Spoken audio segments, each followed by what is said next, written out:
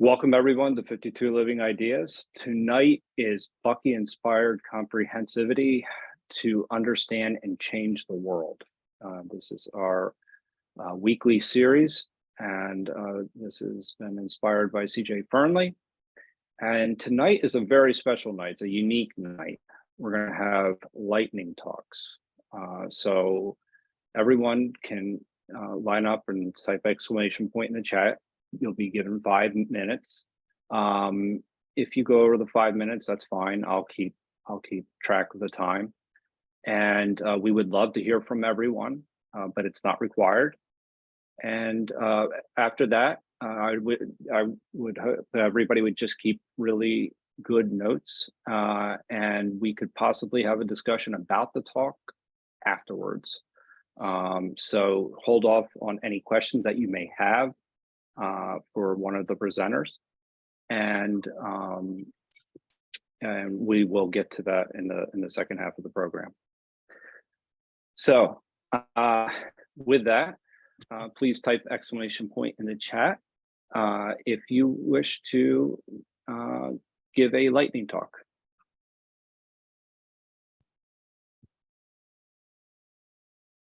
Evanique, Kirby, followed by Yoshimi. Okay, so Evanique. my talk is going to be really quick. So this is supposed to be what I'm getting from it. And being new to Bucky, I think it was always one of those things where I was just afraid to look at it or study or anything, because I just thought it just went way over my head, and it was for people that were more intelligent than I am. But what I've learned is that the way Bucky describes science is, I wouldn't say it's easy to absorb, but it makes me interested in it. And I was never interested in science before. I would have never signed up for a science meetup before. I think Bucky makes it approachable for people who do not have a science background. And I think the way he integrates it with things like theater is something especially I could relate to. When Doug did his talk on synergy in the theater, I felt like something connected with me with that talk, that when you relate it to plays and it shows Bucky's view of synergy, like you can see synergy in different plays and things, it really brought it to life to me. I think also with Struppi and the tetrahedron and the octahedron, and the way he played with different I'm gonna get the terminology wrong. I apologize. The different tetrahedron, and he did the 4 eyes and the 8 eyes, and it helped me to understand how that's formed by just playing. And it had me playing with a set of oranges and figuring it out. And I think for me, that's what Bucky represents. It's like, try it out, figure it out. Not that it necessarily has to be 100% correct, but just be, for me, it was like opening your mind to new and different things that you don't understand. And I think what I take away is that you can apply it to life. Like, I can learn about new things that I don't understand and that I don't get. And I could just play with it and figure it out as I go. So that is my lightning talk on what I get, and the biggest takeaway is playing with things I don't know, and trying to learn things that I don't understand, which helps me in everyday life deal with new things that come my way in work or in life, and learning how to deal with them as I go, and being gracious to myself when I mess up. So that's my talk. Thank you so much, Evanique, and thank you for having the courage to go first. That is a very difficult thing. So with that, actually, Kirby, would you like to go after Yoshimi and Jon, or would you like to go before? You're on mute. Sure, you can push me on down the list as far as you like. Okay. All right. I'll make you after that, and I'll have Okay. John and Yushimi go first. Okay. Thank you. If that's okay Great. with you. Just share our, can we share our screen, please? Oh, absolutely. Let me just take care of something really quickly.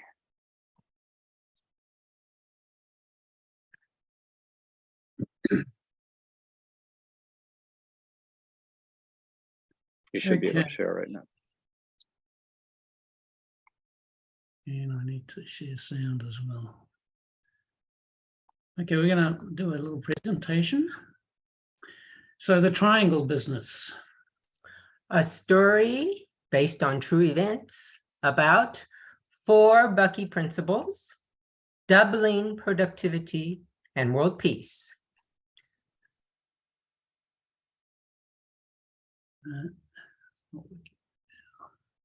Next.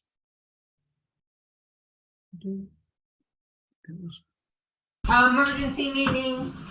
Things not good, not good. Just more triangles. We have to get more triangles from what we got. New technology, these 2 big ones. Ready? Yes. Okay. 1, 2, 3. Getting there. One little one, 2 big ones. Good. What else? Oh, okay. Okay, 1, 2, 3, 4, 5, 6. Yes! 6 little ones and 2 big ones. big ones. That's good. Let's tell management. I'll go on top because I've got seniority. No, that doesn't make sense. I'm the rational one who made it up, who discovered it. No. My idea. I'm senior. Mandate, be creative.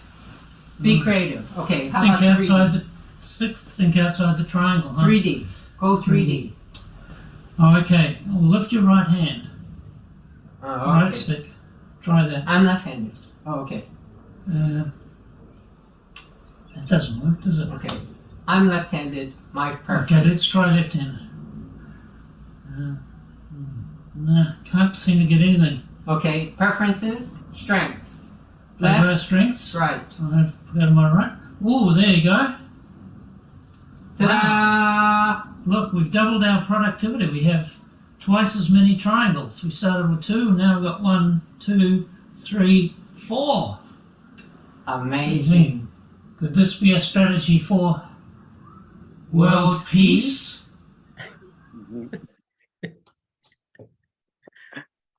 It's the Excellent. triangle business debrief. Bucky's design science starts from the whole before looking at the parts. The current state, we have enough resources, but we argue over rights. Potential, share resources and our talents to do more with less. First principle, ephemeralization. The tetrahedron shape is a metaphor for the way the world works. World peace as nature. Bucky said, I identified this doing more with less as ephemeralization, causing an everyday standard of living superior to that enjoyed by kings, tycoons, or other power-commanding humans prior to the 20th century. Number 2, synergy. 1 + 1 = 4 is a metaphor for hidden natural potential. Bucky said our 2 triangles now add up as 1 + 1 = 4. The 2 events make the tetrahedron the 4 triangular poly-sided polyhedron. This is not a trick. This is the way atoms themselves behave. This is a demonstration of synergy. Number 3, diversity. 1 triangle plus a different triangle generates a tetrahedron. Diversity is a requirement for synergy. No diversity, no synergy, no extra productivity. But diversity is not enough. You also need to work to people's strengths and natural preferences. Number 4, interdependence. My success depends on your success. In other words, I won't succeed unless you succeed. You fail, I fail. Bucky said, we're not going to be able to operate our spaceship Earth successfully, nor for much longer, unless we see it as a whole spaceship and our fate as common. It has to be everybody or nobody. So we are all architects. We are all architects. of our future. So Bucky said, so planners, architects, and engineers take the initiative, go to work, and above all, cooperate and don't hold back on one another or try to gain at the expense of another. These are synergetic rules that evolution is employing. Let's not fight evolution. So our strategy for world peace? Diversity, interdependence, synergy, ephemeralization. Thank Thanks. you. Ciao. Now I have to share. Wonderful, wonderful. Very much appreciate that presentation. That was awesome. I look forward to having a discussion about that later. So next up, we have Kirby. And folks, go ahead and type exclamation point in the chat to give your lightning talk on any Bucky topic. And it could be just on something that you learned over the past 6 or 7 weeks that we've been covering a lot of different Bucky's ideas. So with that, I'll go ahead and hand it over to Kirby. Okay, I guess I have a screen share request as well. Okay, no problem.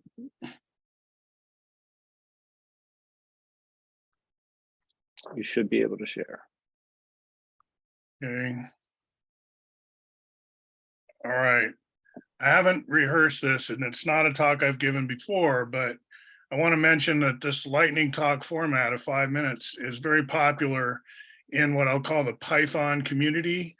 What science fiction writers did not anticipate, I believe, except maybe in rare cases, is that computer languages are anthropologically cohesive enough to create little subcultures, you know, actually anchor little tribes.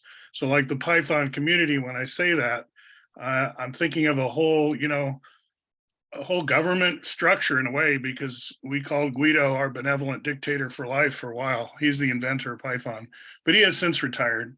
Anyway, lightning talks. But what I'm showing on the screen is Jersey City. I'm dropping into the middle of my own autobiography, but mainly because I want to connect to some of the key people that are around Bucky. And I think if you've looked at this new biography of Bucky at all, one thing that stands out is how many people he knew and how he was so totally connected to the people of his time. And I've found myself, as I've gotten more interested in, or as I got interested in Bucky in around the 1980s, early 1980s, when I left Princeton University, didn't know what I was going to do. And a bunch of my friends and I moved into this little house behind Lowe's Theater on Journal Square, which is right outside of Manhattan. And this house was, I can actually point to it. It was this one right here. By the way, I encourage people who have Google Earth, go back and find all your old places where you used to live and make a little album out of it. It's kind of a fun thing to do. I have a thing called Urner Abodes, where I go back and look at places I've lived in Portland. Some crazy architect in my boyhood home is building this monster house where I lived when I was 6 years old here in Portland. Then my dad wanted to work overseas as an urban planner, regional planner. He always dreamed of travel and adventure. Wasn't sure he wanted kids because they might just get in the way.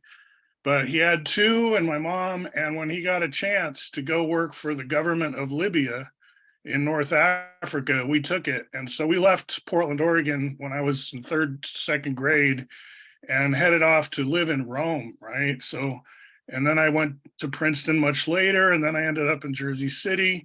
And this is around the time, and I got a job teaching high school at a Catholic girls' school, but this is the time when I totally dove into the Bucky stuff right around here. And immediately I started meeting, oh, by the way, are you keeping track of time? Tell me what's my end time. I am, but don't. I want to stop at 5 minutes. No, I don't want to go over. Okay. Okay, you know, so you have 2 minutes and 30 seconds left. Okay, good. I'll stop at 6:25. How about we'll round it to that? 6:25. That's so I can watch my clock here. No, it's important. We do to the give lightning. and take. We do Okay, give you and do. take 2 Okay. minutes. With the lightning talk ritual, it's very important to end on the time now or sooner. Now this is CJ. So transitioning here, so I'm really into Bucky. Also, my parents were Quakers. They weren't either one born that way, but by the time I was born, both of them were. They were into civil rights. They were activist types, especially my mom, kind of a peace activist.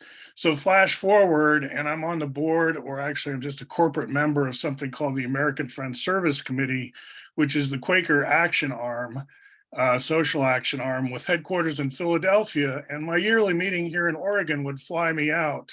So that's called AFSC. For a couple, 3 years, I was in this position, and I got like a free hotel and flight thanks to my yearly meeting to go to Philadelphia. And that's when I would connect up with CJ here in this picture. And I also looked up and connected with Kiyoshi Kuramiya.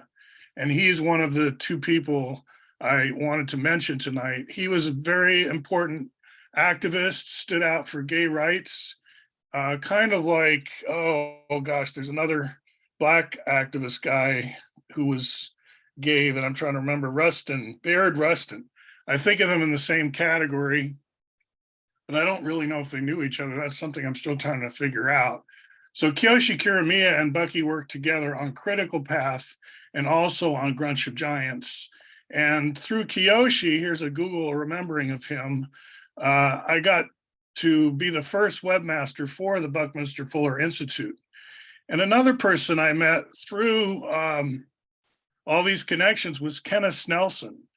And he's the tensegrity guy. And his official website, I've noticed, has just gone offline, which I hope is not permanent, which puts the onus back on me because I was his first webmaster as well. Not only BFI, but Kenneth Snelson. He got to know me. He was scanning the horizon as who's going to be into Bucky, and he found me putting stuff on the web at mygrunch.net. And so he wanted to meet me and talk to me and tell me his side of the story, because Bucky and Kenneth Snelson were kind of arch rivals. And I was just kind of stepping into this soap opera. I'm really getting into Bucky Fuller in Jersey City, but I don't really know all the angles and who's on whose side and what the intrigues are. So it took me a while to figure out some of what was going on. This guy Applewhite was another key person in all that. But I just wanted to say, going forward, I want to help flesh out this image of Bucky by who his collaborators were. And I hope you'll hit me up for some more information about Kenneth Snelson and Applewhite and Kiyoshi Kuramiya in the future. Thanks. Thank you, Kirby. Fantastic. Very much appreciated. So next up, we have Pohl. Okay, well, Thank you. thank you, everyone. This is, I'm really loving hearing people. And I really just want to talk about the influence of these talks, but then the way they connect on me and the way they connect to one another. And I would like to share my screen, if I can, Joe, at some point. So while you're doing that, what I mean is, so I have a lot of different endeavors that I do, going backwards, because since Kirby mentioned it, I have software development in my blood, and I'm a big Python guy, actually, and I have a system that takes the output of the brain from this device and allows one to create visual and audio textures from it. But this whole thing got me into thinking about a game. I love the principles of Jon and Yoshimi, and a game, and also the work that Richard has told us about with organizational behaviors that manifests in a game form the ideas that you guys are talking about, but integrated with a lot of other ideas. And I love Struppi too, because he kind of integrated these ideas with lots of things. And I feel like I'm doing the same thing. So I'm not a Bucky purist by any means, or a deep knowledge of Bucky, but the thing that got me most excited is the geometrical aspect of his work. That I just was like blind as a bat to that whole concept of how a tetrahedron has all these faces, and if each point is a person, for instance, or a group with a set of strengths, how then they create a face. But then you've got another point over here, and that's a different face. That's a set of projects. And especially Richard and Yoshimi and Jon brought that out for me. So thank you guys. And I'll share the screen. This is kind of experimental, but it just gives you a flavor, because I think Bucky is about, to me, the spirit of experimentation. So, and to turn on the programmers of the world, this is Flutter. This is built in a language called Flutter, which is Google's attempt to have a language where you get a web thing, an Android thing, an iPhone thing. So I'm writing in that. And all I did was take an incredible solar system simulation built by this guy named Czar, and I started playing with the shapes. So that is an exact simulation of the way the planets move around the sun. There's an odd cylinder in there as I experiment, but the sun is the big giant thing in the middle, and the game will manipulate various versions of shapes with different, maybe interactive in a group, with each group controlling a vertex, that kind of thing, and vertex, and showing how the faces develop and how they interact. And I'm really not showing to show that I've got something, as more that how much this group has inspired me. I'm also working on writing that incorporates the ideas of synchronicity and synergy. And so it's really a thank you to all those for turning me on to this stuff. And I'm looking for collaborators. I've got a screenplay going that wasn't about Bucky at all, but now he's in there. So I want to know all of you in the future as we all move everything forward. So that's what I have to say. Thank you. Wonderful, Pohl. Thank you.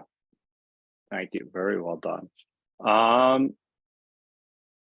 Okay, folks, does anybody else wish to share their thoughts on any of Bucky's ideas, what they've been taking from these meetups, for 5 minutes, 5 minutes or less? You don't have to necessarily use the whole time, and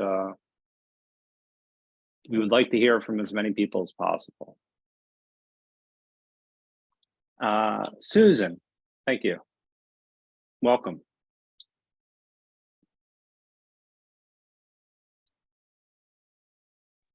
Yes, thank you. Yeah, thank you very much. I wasn't planning to say anything tonight because I just joined last week, but let me say just a little bit. Last week I was looking for a book club, and I don't know how I found this community, but it's just been quite exciting for me in that, gosh, I'm sitting here with Bucky Fuller's books, and I had to remember what year it was that I went to his World Game Conference in New York City, and it was 1979.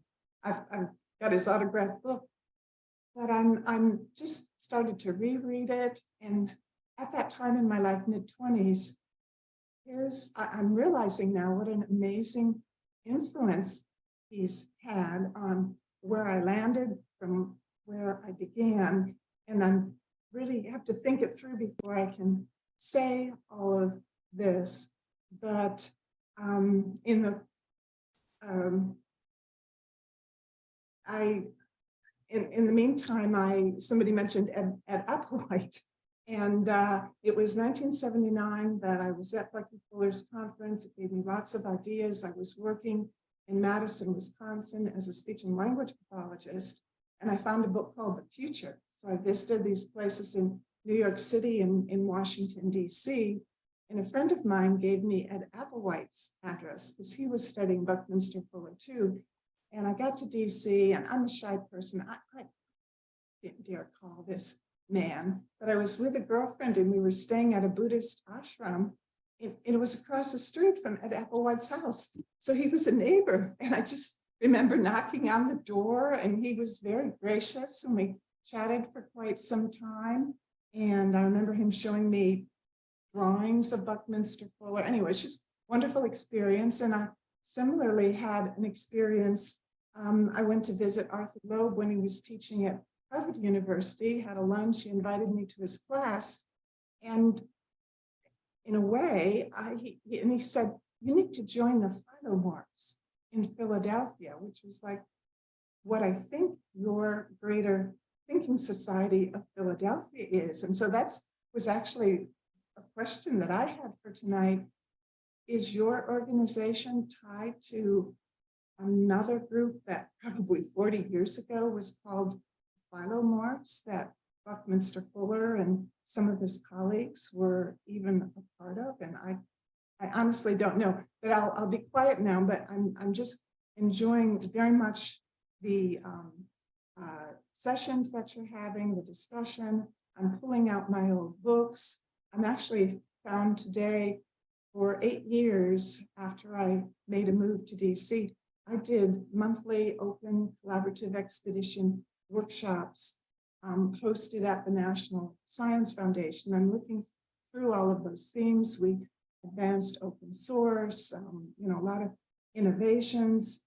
And I really believe, looking back, it stemmed from Bucky. I went to DC because I had built on his thinking of tetrahedrons. I built what I called seed crystals for personal futures. And it's, I put it away a long time, but it just helped me in those years. I actually went from being a speech and language pathologist in rural Wisconsin to a computer specialist and eventually a program manager at the Department of Energy. And it was working with people, and it was the generalized principles. I really wasn't an expert, but anyway, it's nice to kind of go back, and it's fun to find a group like this that I can learn from. So Thank you. you. Thank you so very much. Yeah, I know, and we're happy to have you here. And thank you for sharing this evening. So next up, we have Becky. Okay, so I wasn't really planning to share anything initially, because I am really new to Bucky, but I do have this thing with me, which I have borrowed from Tom Miller, and I thought maybe, okay, well, before I return it, let's make use of it. So, like I said, I'm really new to Bucky, and my experience with mathematics is, I guess, a bit more conventional. And I've been really far away from math for quite some time. So, also my tendency to think about math has always been very abstract. So having something like this in my hands has been really useful in helping me learn. So here I have an icosahedron, and this was made by Tom Miller, and now I have nested within the first one where the vertices match like the center of the triangles. I have now a dodecahedron, and if I take that off, I end up getting a nice little cube. And I guess this is also a good time within the 5 minutes to plug in his website, naturalmodular.com, if you want to see how to make all of these colors. So now I'm temporarily being Tom's promoter, as well as his mentee. Okay, and then now I have this cube, which is quite interesting. So once I take a few of these things off, let's see if I can do this correctly.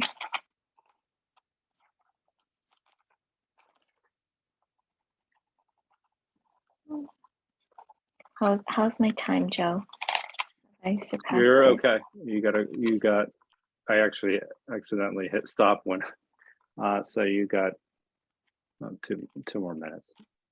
Okay. Oh, I think I got it. Almost. There we go. All right. I have this.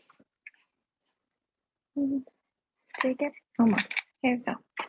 Great. So it's two tetrahedrons together. They're sharing a center. It's a, I guess it's a duotet. And if you look at it from this side, it's a cube, which I wouldn't have seen if it weren't for me playing with it. And then, so let me take this off. And then we have just my tetrahedron. And inside,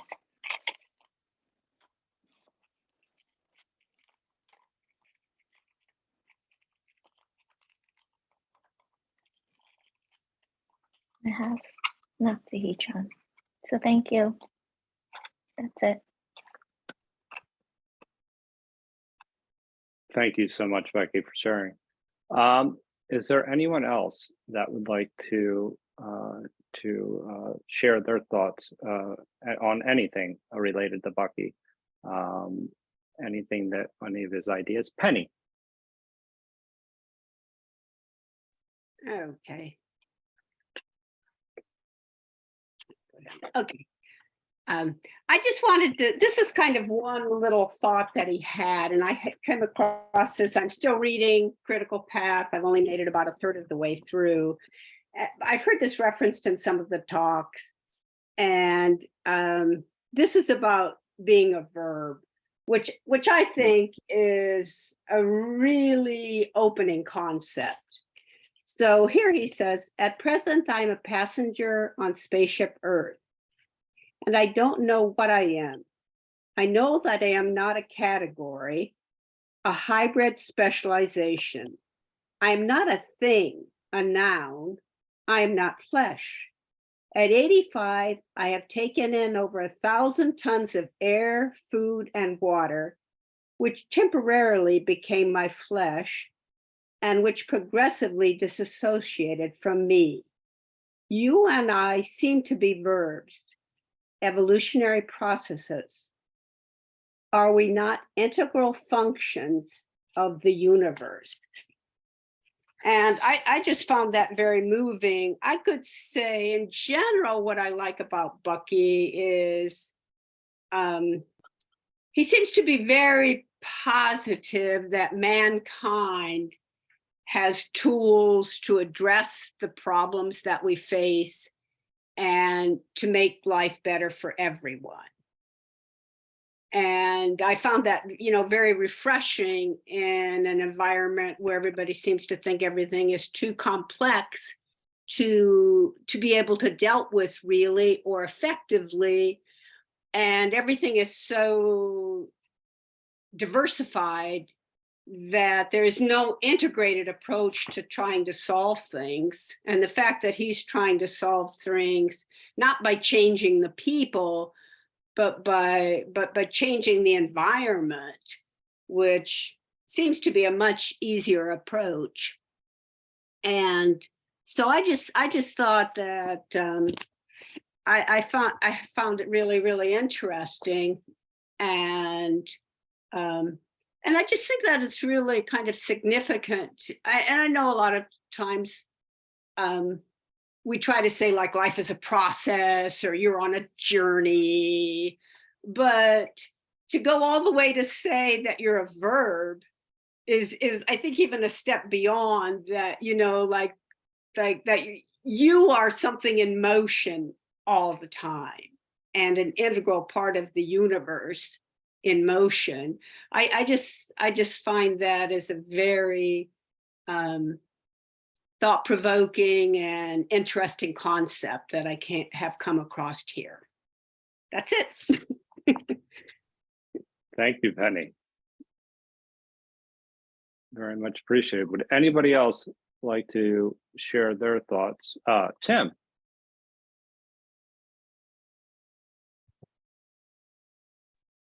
Yes.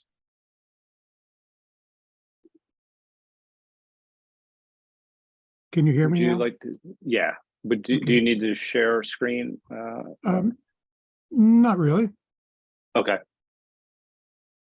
I'm I worked for Bucky for 6.5 years, from 1973 to the end of 1979 at the University City Science Center in Philadelphia. And it's not the kind of a job that you'd ever see advertised in a newspaper. Of course, there really wasn't functioning internet, so there was no such thing as social media or websites. But I did find out about him originally through the Whole Earth catalog, maybe about 1968. Just graduated from high school. It's going to the University of Cincinnati that fall, and I was intrigued with what the Whole Earth catalog had to say about him. So I picked up a couple of books, Ideas and Integrities, and I think Utopia or Oblivion at the time. And I was impressed. So I put together a little multimedia show of a recording that he had spoken at a high school in the Cincinnati area where I grew up and was attending University of Cincinnati. And so I put together a little multimedia presentation to go along with the recording. And then I found out in 1972 that there was an annual workshop that was held at Southern Illinois University in Carbondale at the design department. Fuller was kind of on his way out the door, but I don't think he had gone out the door yet. The deal he made to move to Philadelphia was made sometime in 1972, but I decided I wanted to go to that conference, and being an impoverished student, when I got in touch with Medard Gable there at the design department, he told me what the fees were. It'd be a month-long workshop, and I said, well, I'll have to work out the money thing. And so I spoke to a public administration professor of mine, Henry Anna. And I said, Hank, I need some money to go to a workshop. Who should I see at the university about that? And this is, it's a fairly large university. I think at the time there were 28,000 students day and night. And he said, oh, you should go over to the administration building and make an appointment to see George Revachol. He's the vice president for research and development. So I went over to the administration office and spoke to his secretary and made an appointment to see him. So when the day of the appointment came, I went in, explained who I was, what I wanted to do, and that I was looking for some financial assistance to, make it all happen. And he said, well, I actually know him. And he said, we met in Chicago in 1948. And so he was aware of him. And he said, if I was your age, I'd want to do the same thing. So he said, this is what I'll do for you. I'll give a check to the university for your expenses and travel, and they can turn that around to you and you can attend. So I did that, and I attended the month-long workshop. The interesting thing about George Revachol Jr. is that he was the vice president for research and development, but in his earlier years, he was a research chemist, and he actually invented the compound that produced Benadryl, which is a popular antihistamine. He worked for a pharmaceutical company at the time. And we stayed in touch after that for, I don't know, maybe 20 years, 72, oh yeah, at least 20 years. So we kept up a communication over that period of time. So I went to the workshop, and then in the fall, I was thinking about working with Medard and Howard Brown at Earth Metabolic Design in New Haven, Connecticut. So I think I went there by train and hung out there for a few days. And so I thought, well, I'll think it over and let you know. And then I started a dome building project with an alternative high school in Cincinnati. We were using Bill Wood's Dynadome kit and we were building it out on a farm in southeastern Indiana. And the project was pretty far along, and I get a message from Medard Gable, who said, Just Tim, just so you know, it's 5 minutes. So you Oh. get take 2 more minutes. Go okay, ahead. great. He sent me a message saying, would I like to move to Philadelphia and work in Bucky's office? I said, yeah, sure. I said, when do you need me? He says, well, as soon as you can get here.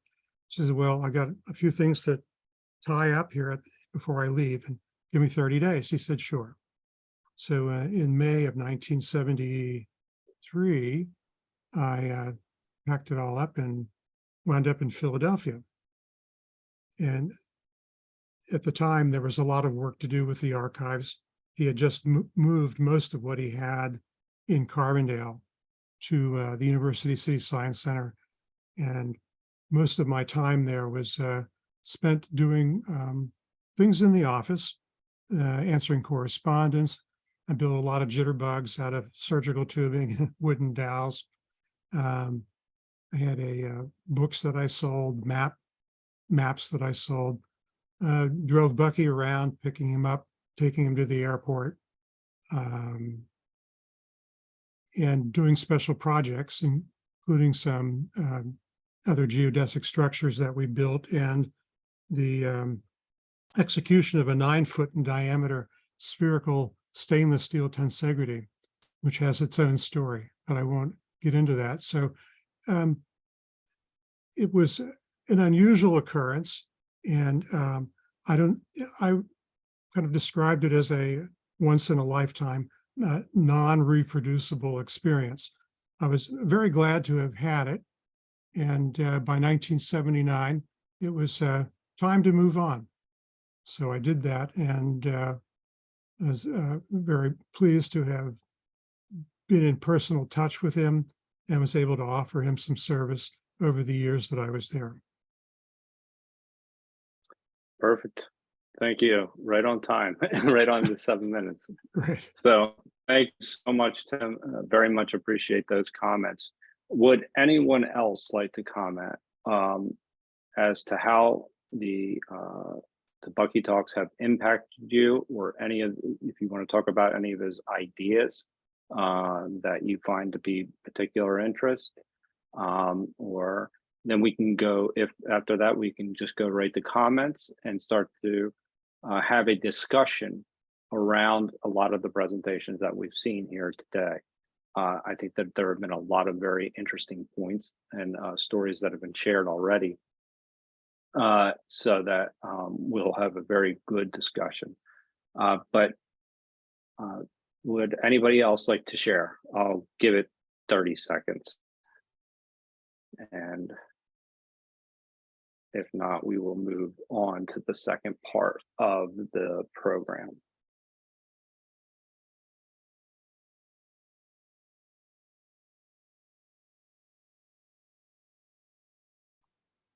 Okay. There doesn't appear to be anyone with any, or that would like to share at this particular moment in time.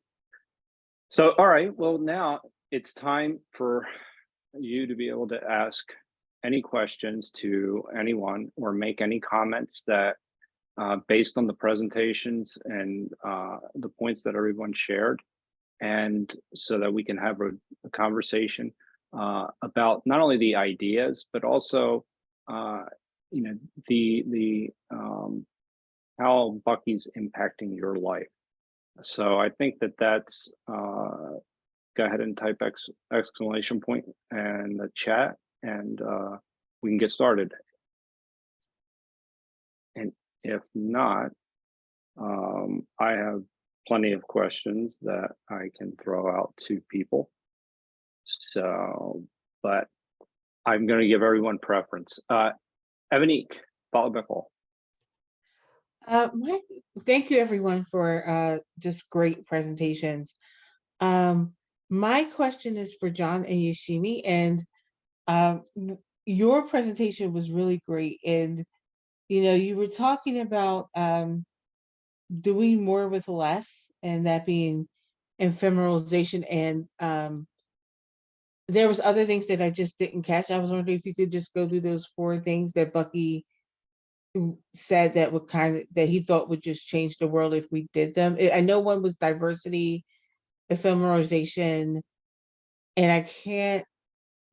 I didn't get the other 2. Yeah, you have synergy and interdependence. Yeah, Bucky didn't really talk about interdependence and diversity specifically. So yeah, definitely ephemeralization and synergy. And our point about synergy is that if you look at the way that he created synergy, the 1 + 1 = 4 proof of synergy, where you get more than you expect. You realize that it doesn't work unless you have these triangles twisting in different ways. If you try and twist them the same way, you can never make a tetrahedron. And so to us, we thought, well, that is proof that you have to have diversity. And then it's kind of obvious you can have diversity and then just not get together, not even try and work together. So the idea of working together and playing to your natural strengths we thought was a really reflected by diversity and interdependence. And when that happens, you get all kinds of unexpected results, which is what synergy is. Yeah, so those 3 things, and inevitably the unexpected results are an example of ephemeralization, where you end up doing something much better than, you do more with less. You end up finding a more efficient way to do something. And those 4 principles were at the heart of 20 years of our work, using the TetraMap, using the tetrahedron, because you have interdependence, synergy, diversity, and ephemeralization was, well, actually, that's quite easy to communicate because it's more with less. How do we do more with less? And Bucky always refers to technology in that sense.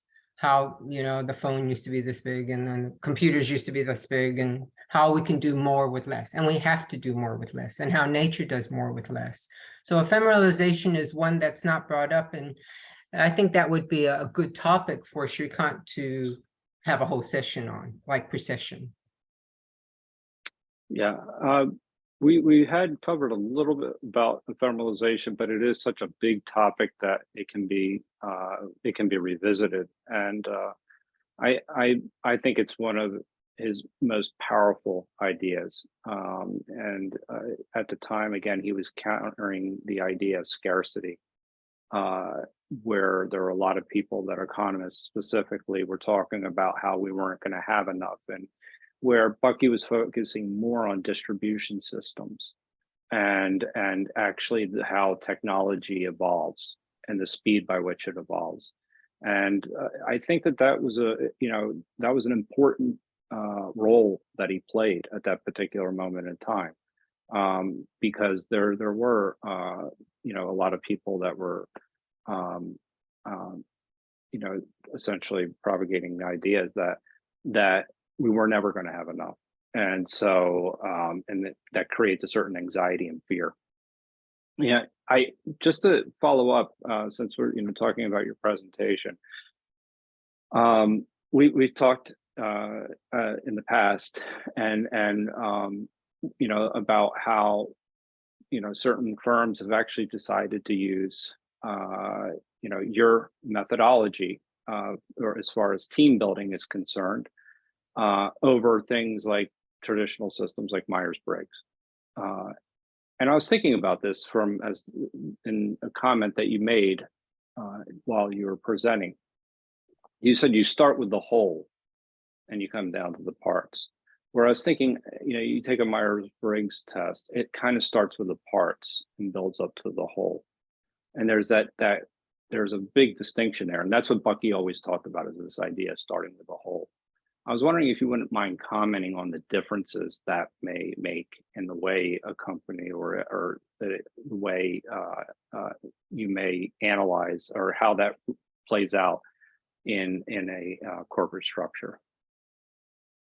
Yeah, I'd say that was one of the biggest challenges in corporate facilitation, because the systems and the cultures of silo mentality rampant.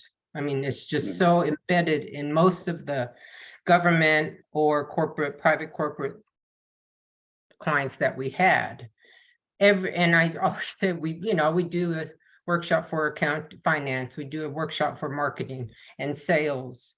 And the companies and the organizations that progressed and accelerated the fastest were the ones who got the message about stepping back. You can look at the whole picture. You guys none of you is they all thought they were the center of the universe, especially finance. Always thought, the CFO always thought he was the center of the universe. And when we can communicate that it's this, each of the silos are interdependent, and none of them will work unless all of them work. And the value of diversity. So the whole point of silos is to create similarity. Right. No, why not take advantage of diversity? That's the number one asset you have, but it won't be any use to you unless you work interdependently. And when we say interdependently, it's not, oh, your success is my success, so please be successful so I can be successful.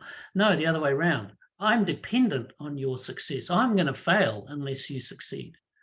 So that's kind of a stronger sense of the importance of interdependence. And our generation, I mean, in corporate training, was the blossoming of diversity training.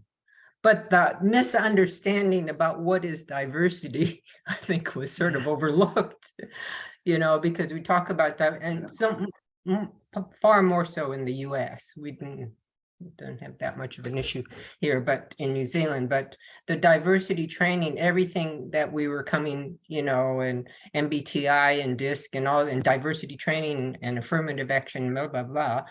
And people were still missing the depth of the meaning of diversity. And that's something that we could all work on, helping people, ourselves and people, to understand diversity is not just another silo mentality of this is diversity and this is not.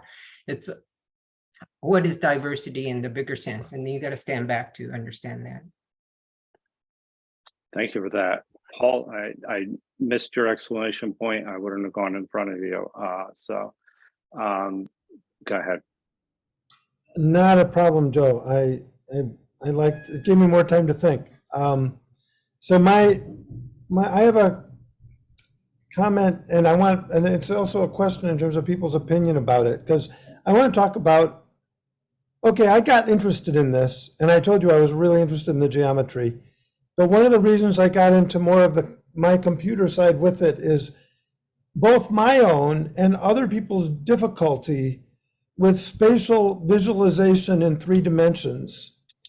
And it's like, I view it as one of the most huge hurdles in getting the concepts across from what I've seen so far.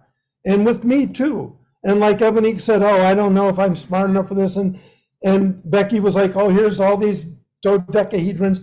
But you're just going to throw a large percentage of the population completely out of the room if you get too into that. So what I'm trying to get at, I know you guys know that because you're grappling with it all the time, but I've discovered how much you can do with 2 dimensions. So I'm asking if that's a good idea.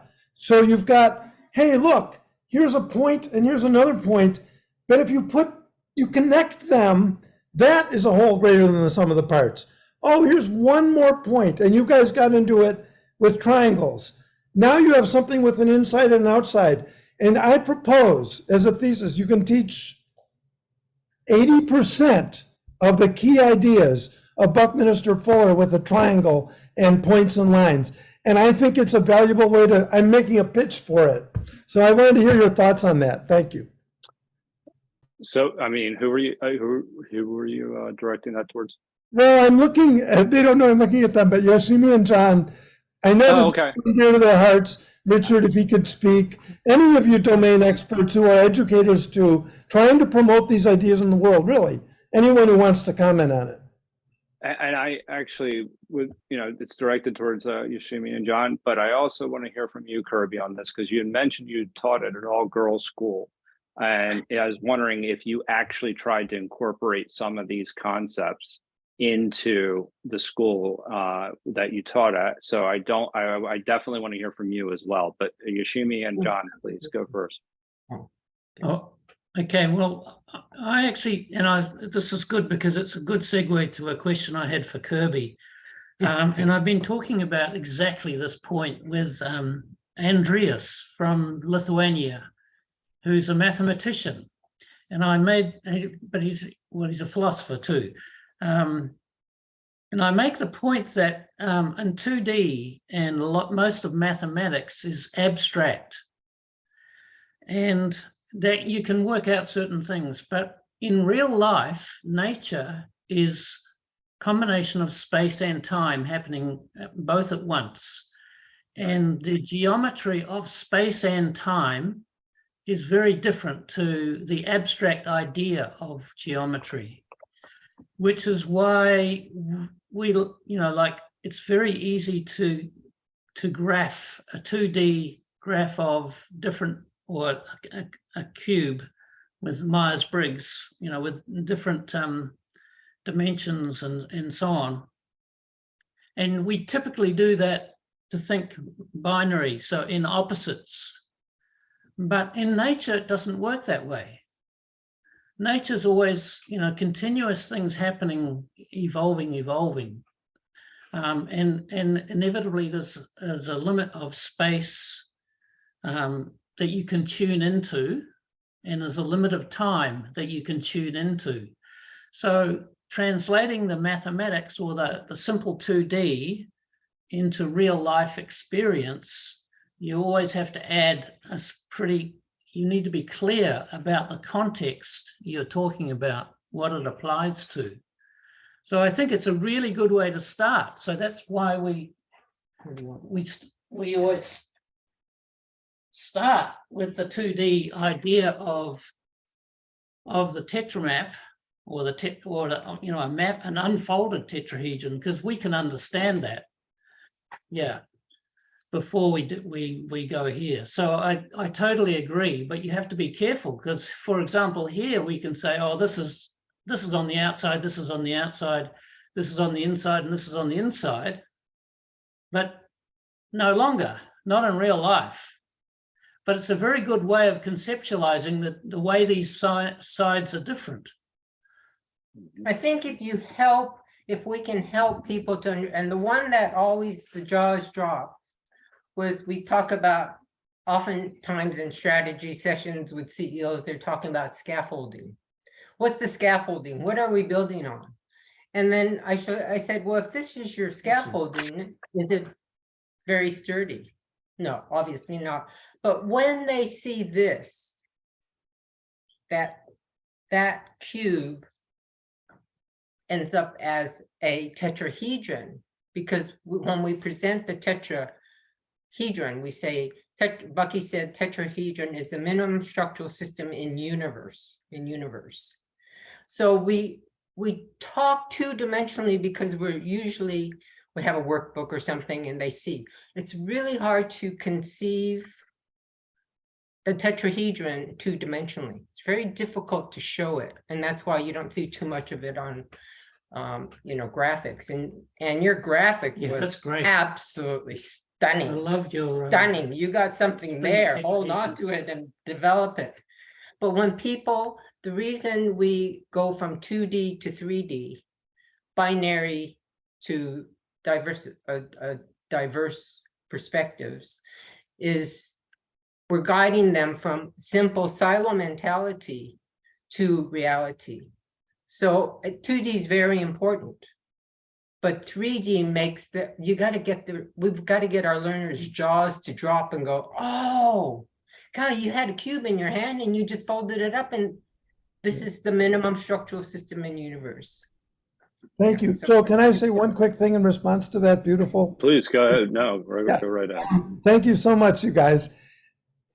I still, well, you've hit these challenges. So I think when you do the thing to a lay person, when you do the thing where you create this magical tetrahedron from the thing that's like this, I say the opposite of what you said in a sense, Jon, in that it looks like a magic trick to a layperson, and they don't have any way to map it to reality. But a simple triangle, like suppose you have a simple triangle where you have Earth is one point, air is another point, and then you show that if you bake fire, you have something with that's a triangle, and you can do a thing with that space that's earth, air, and fire. You've just taught a lot. And as soon as you start to get the big thing and combine all the tetrahedrons, people's mind goes blip. And that's why I'm saying just teach the simple for maybe a whole year, and only for the certain CEOs that love to go there. You show the miracle of the tetrahedron. It's just how I think about it, because I think it's, even though you say it's harder to map 2D to reality, I challenge that. It's easier for a layperson to map 2D to reality. That's my point. Thank you. Good, Agreed. Kirby. Thank you. Kirby, yes, I definitely want to hear about your experiencing teaching. I don't know, were you, this is something that of great interest. This is something that we were discussing in great detail. I think it was last week or 2 weeks ago, the educational aspect of this. And I think that this is kind of critical.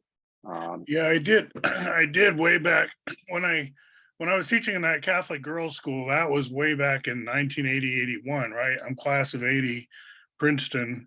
So that was like same state, right? So most of my friends wanted jobs in the Big Apple in New York City. So Jersey City was a good jumping off point. And so we got a group home, kind of like we had in college, so they could find jobs in the Big Apple. But I was mostly wanting to teach high school. That came to me kind of late in like, what are you going to do when you get out? And I was like, I'd like to teach high school. And I found something right there in Jersey City that I could walk to. So all my friends moved on, and I stayed in that house and continued walking down Kennedy Boulevard to St. Dominic Academy and all that. And yeah, I was getting into Bucky big time, and my main teaching responsibility was math, like geometry through calculus at high school. And I found lots of ways to bring the Bucky stuff in, but that's like 40 years ago. So I'm way more further along today. Like I had 8th graders last year, and I got a lot of Bucky stuff in there too, but it's more sophisticated today than it was then. But I just wanted to say there are a lot of good toys out there, like this magnetic thing that you can split apart and it breaks up into what Bucky called mites. You see these in a store or a museum gift shop and you buy it, but you don't have the vocabulary, you don't know how to hook it together. It's like you do need teachers like Tom Miller or whatever. I didn't know about Tom Miller until 52 Thinking or Living Ideas, like Chris always talked about him, but I've only learned about him more through here. I don't know how much he does with volume, because I do see a lot of people who are into Bucky. They're into labeling the vertices and labeling the faces and making what I call graphs or networks, and that's all cool. But Bucky was really into the relative volume thing, and that you could treat this as a unit of volume with unit edges. And how do you even do that? If you kind of get out of pencil and paper, it doesn't seem to work out. But he found a way, and one tetrahedron full of balls fills 6 of those, fill this rhombic dodecahedron, which is a space filling shape. Like you can pack these together with kind of stuff I talked about in my talk. And this cube has volume 3. So you get these whole number volumes. It's not like they're all whole numbers. People immediately go, oh, Bucky's all into whole numbers. He doesn't have any irrational numbers. It's like, no one ever said that. No one ever said that. Other toys, right? Zoom tool, big toy. But the people behind Zoom, like George Hart and stuff, they don't really like Bucky that much. They like the PR. They like the people he brings in, like people like us. We're all like, oh, Bucky, we love Bucky. We'll buy Zoom. But if you try to pin him down on the Bucky math, these folks are not that interested. They don't care about what Bucky meant by 4D. He wasn't a big fan of 2D, 3D talk because even 2D stuff is 3D. It's a piece of paper. You can flip it over. There's a backside chalkboard. You zoom in on those chalk points. They're huge. They're Mount Everest. So where's 2D? I've never seen it. You've never seen it. We read books like Flatland and we think, oh, I'm imagining myself as a two-dimensional being. BS, you are not. You never have. You're always looking at something that you call a plane, and you see an ant crawling around and you say, oh, it has 2 degrees of freedom on a sphere, so that's 2D. But you're looking at an ant on a sphere. Let's get real. So anyway, it's fine to talk dimension the way normal people do. I'm not trying to knock that. I'm just saying when you get into the Bucky namespace, you have to be willing to accept the fact that he's stepping outside our conventional Western lingo and inventing his own way of talking about dimension. And it's not the same. It's not the same. Other toys, just real brief. Here's the big deal. I learned a lot about it working with this toy maker, Design Science Toys. They made this Tensegri toy for a while like that. But specialty boutique toys, just like you would need to teach this geometry, had a real uphill battle against the big box stores like Target, not Target, that's too small, but you know, Walmart. And these big toys, they just want to give you your stuffed teddy bear and shut up already. You know, you're not needing to learn this geometry. There's no market for that. So for the little esoteric intellectual types who want to share these toys like this, it's hard because there's no market out there, because people, they're like, yay, we love Bucky, but they don't really have any, I don't know, enough. I think it's changing. I think we're getting like groups like this, we're starting to see more interest. Anyway, oh, and this one, everybody who's into Bucky eventually pulls out their vector flexor and starts doing this kind of thing. And you can do this on a computer. And I was really fascinated. What was that called, Flutter, that we saw earlier? That there was something called Visual Python that's still out there where you can doing 3D graphics isn't that easy, but it's not impossible. And I've been doing it for a long time. And I don't know, I think we can handle 3D as well as 2D, by the way. It's not either or, but a lot of your 2D posters like Casey House's work and stuff, they're like wall posters that you hang on the wall, but what they're showing you are 3D objects. So, you know, we're back to the Renaissance perspective, right? Anyway, those are my rambling thoughts. Thank you, Kirby. Very, very good. Now I want to ask a question that actually Jeannie has posted in the chat at some point there, and then we'll come to you, Bill. So Jeannie, she asks the question is to Tim. My question is to Tim, how did working with Bucky influence what you did after?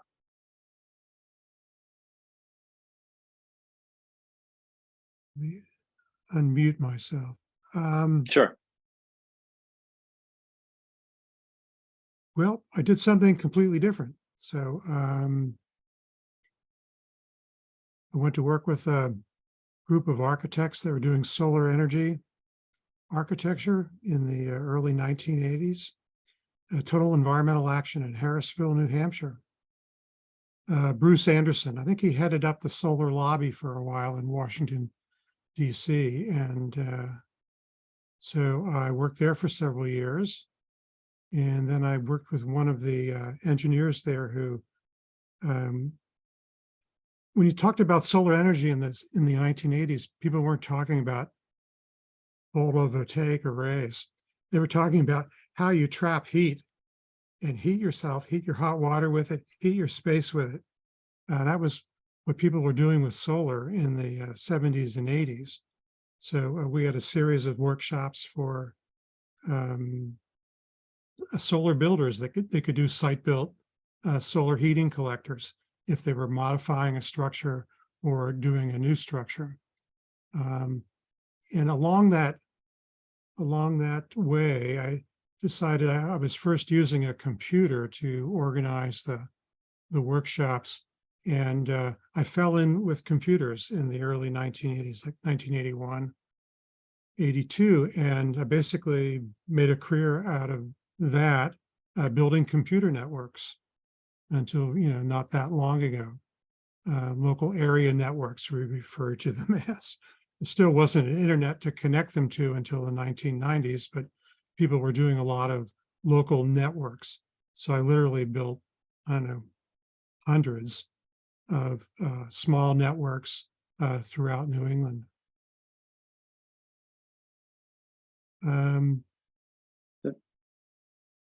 Yeah. That's Thank you. No, that's been my life. So he changed your life in a way. I mean, it Yeah, changed yeah. the trajectory.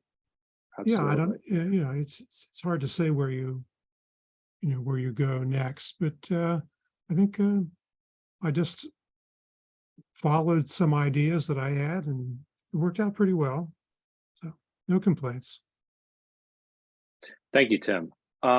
So next up we have Bill. Thanks. I want to make a comment about diversity in the large corporate firm, and then connect that to the quote on the Meetup website that quoted Bucky as talking about, quote, an adequately macro comprehensive and micro incisive approach. And then I want to connect that to Yoshimi and Jon's comment that CEOs in large corporate firms want to know the scaffolding. And then finally close the circle by connecting all of that to the Bucky notion that the tetrahedron underlies everything. So I saw a talk by a University of Michigan professor on diversity in the large corporate firm. He was a professor of computer science and economics and political science. And he said that corporations' diversity policies have gone through 3 phases in the last 30 or 40 years. The first phase was that the attitude of boards of directors and stockholders and CEOs was simply a compliance attitude. We'll do diversity in our company just to make sure we're in compliance with the law. The second phase was we'll do diversity in our company because it makes our workers happier. It doesn't increase our profits or our productivity or anything, but happier workers, all else being equal, sure, having happier workers, great, let's do it. And then the third phase was when CEOs and stockholders and boards of directors actually realized that diversity in the workplace generates a productivity boost and a profit boost. And then they had that reason to do it. So this connects to macro comprehensive combined with micro incisive, in that in a firm, the bottom line constraint is operative at all times. And the only times that companies adopt a policy that lowers profits is if there's some reason to do that. Otherwise, they're looking for policies that increase profits. So the profit constraint is the micro analytics that their analytical departments need to meet. But the macro is the larger scale. The whole is greater than the sum of the parts dynamics that Yoshimi talked about, Yoshimi and Jon.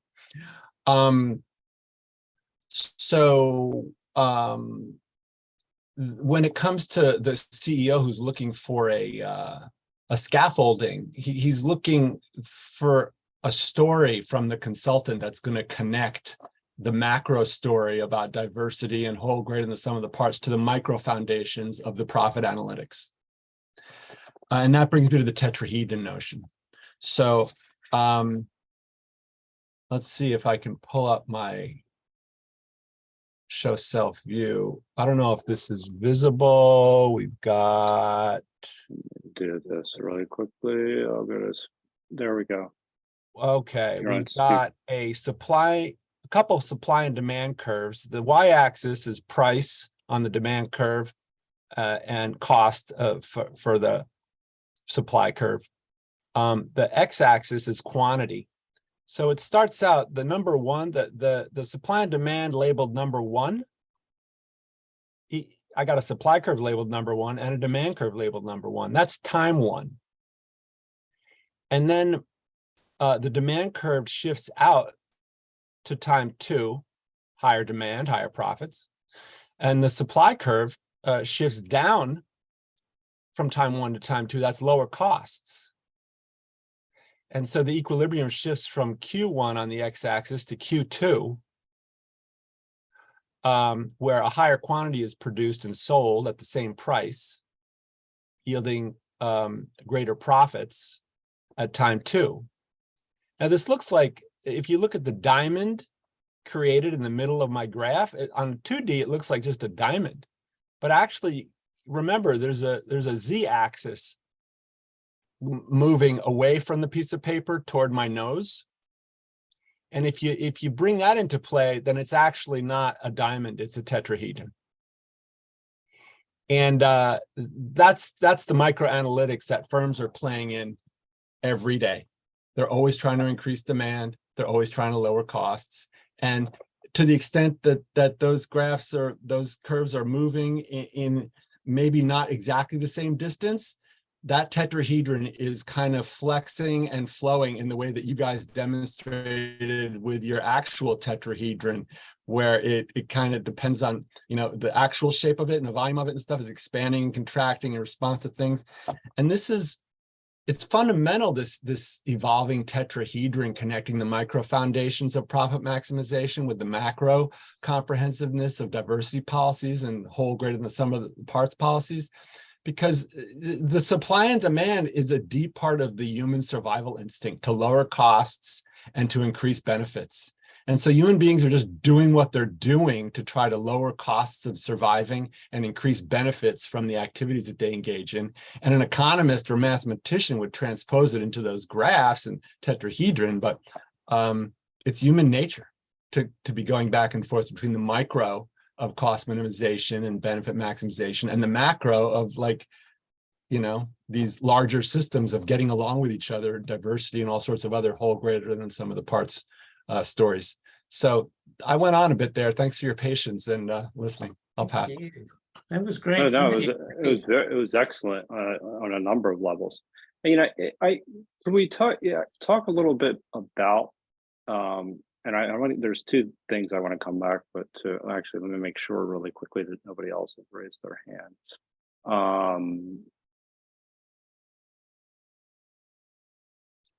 Very much appreciate that share, Bill. Talk a little bit actually what we mean by diversity, because that means a multitude of things. And this is a critical point here. And I think that there's diversity of thought, diversity of experiences, there's diversity of skill sets.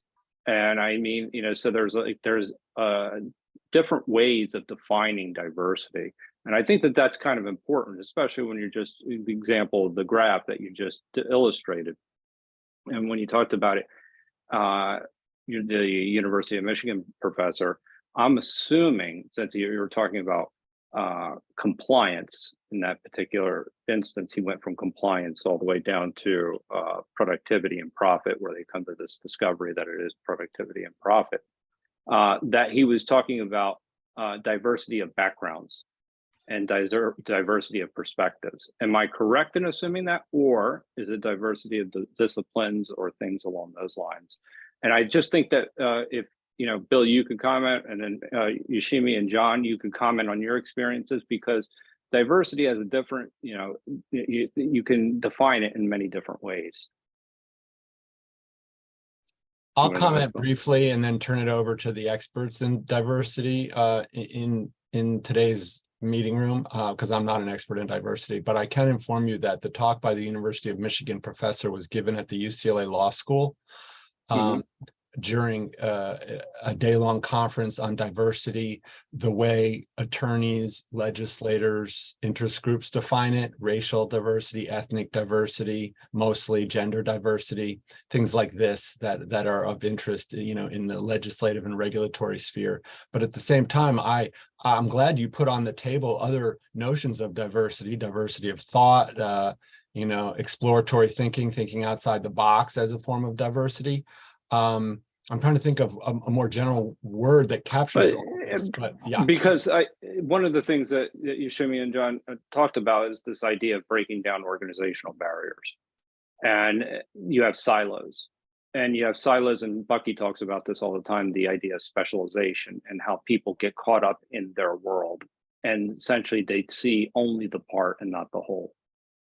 And so then you have, essentially people that are finance people, people that are engineers, people that are scientists, and they're all doing their own thing. And they're not necessarily seeing how they interact with one another.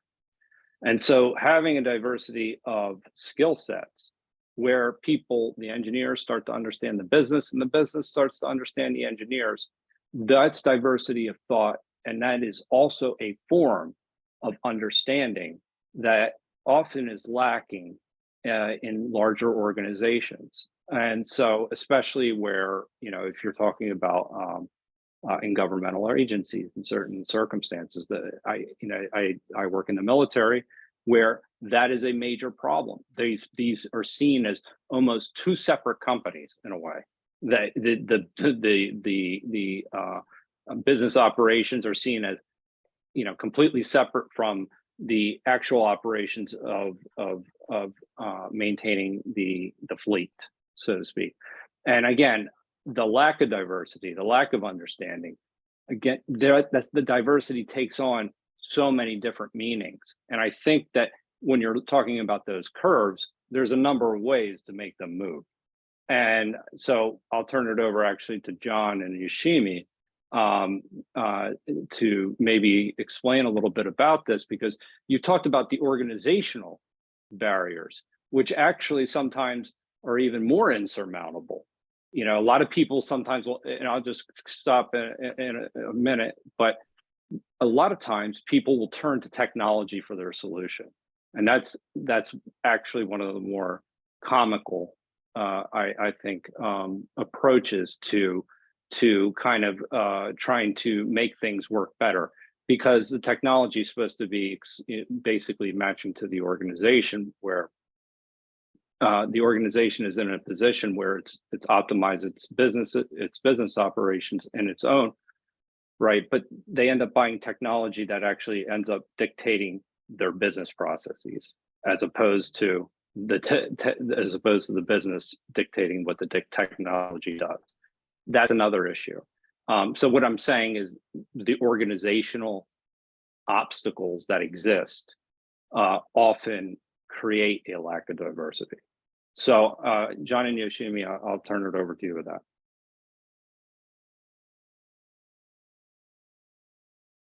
I guess John's going to explain something about our work, but I mean, just think of the diversity in this room. There's 18 people, 19 people, and our work is more about how are we different? How are we different? How are we similar? Because it's the similarities that bring a sense of belonging. But it's the diversity that enriches that sense of belonging once people appreciate diversity. So John will explain. Yeah, so to me, the key thing is interdependence. So remember, we said diversity is not enough. You need to have interdependence. You need to actually choose to work together. And that's the key thing to diversity, is how can those differences work together in a way that is useful. But to go back to diversity, I show you our little 10-question questionnaire. It takes you about 3 minutes to answer this questionnaire. There's 10 lines, and on each line you have to rank 4 words. And out of this, we end up with a profile of, earth, air, water, fire. And typically people are most interested in their primary element. Okay, so that means there are 4 pieces of diversity there that people are most interested in. How are we different? And we just use metaphor, earth, air, water, fire differences, and it's a really useful neutral terminology to distinguish different kinds of behavior.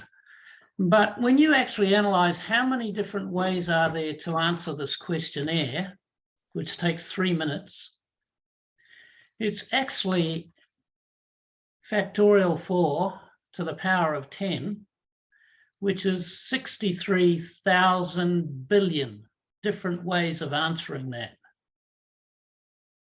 In other words, we can all be completely and utterly different. The key thing is, how can we work together? Where are the interdependencies? There's huge diversity, but where are the interdependencies? That's the key thing, I think. So Paul, you'll love this, it's 2D. 2D. And we have earth, air, water, fire. And we have left brain, right brain. We have externally focused, internally focused.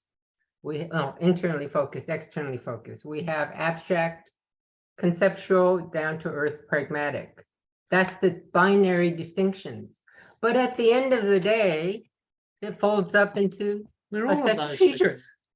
So our learning, so what we've been trying to do for 20 years is to keep it binary, keep it linear, keep it simple, keep it 2D. But at the end of the day, at the end, by the first hour or two, we go, but always remember it folds up into this shape. Yeah, so And it's dynamic.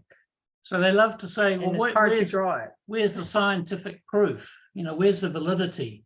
Well, I say, well, you know, we've got all these statements we can say about different kinds of diversity, but I can prove to you conclusively that this is invalid. So that's It's our really like this. So that's illustrating the difference between the mental abstract ideas translated into physical reality. It's way more complicated. That's why we had such a hard time running a business, because we'd say to our clients, the motto is invalid. Well, MBTI, DISC, all they based their research on was validity. And we said, oh, ours isn't valid. It's based on a metaphor. We made it Well, up, that's not serious enough for our corporation. but people are still using it. People are still using it. Excellent. Excellent.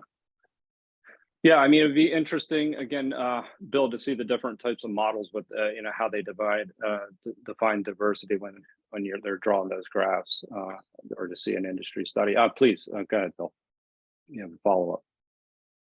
I wanted to comment on the point you were making about siloing, and others commented about siloing in an organization where different parts of the organization are siloed from each other through organizational boundary lines.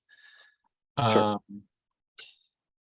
Those boundary lines serve important functions, and cross-boundary, cross-fertilization of ideas in search of mutual gains from exchange through mutual exposure to other ways of thinking outside the box than one's own silo is used to doing. Those searches for those cross-boundary fertilizations potentially produce benefits, but they also have costs. And the trick is to do it in a way, organize those cross-boundary brainstorming, you know, excursions to perform them in ways where the benefits exceed the costs. And I'm being exceedingly abstract here. I'm not filling in the blanks on what the costs are. You don't have to. Just taking that I can fill that in. At face value, one can look at the ways that those kinds of cross-disciplinary intellectual cross-fertilization activities are done, and the organizational structures that organize them.